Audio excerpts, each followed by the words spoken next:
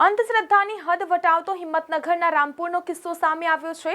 હાથી બાવાઓએ દૈવી શક્તિનો પ્રકોપ બતાવી આધેડના 30 લાખ રૂપિયા ખંખેર્યા છે। હિંમતનગરના રામપુરના આધેડ વયના નિવૃત્ત બેંક કેશિયર અંધશ્રદ્ધાના જાળમાં ફસાયો। બાવાઓએ દેવીનો પ્રકોપ બતાવી માત્ર 15 દિવસમાં 30 લાખથી વધુની રકમ ખંખેરી લેતા ચકચાર મચી જવા પામ્યો છે। મહર્ષિ કેશાજી ચૌહાણના પરિવાર સાથે ઘરે જવા નીકળતા હાથરોળની આગળ હાથી લઈને ઊભા રહેલા બાવાઓએ પહેલા ગાડી ઊભી રખાવી 100 રૂપિયા માંગ્યા હતા।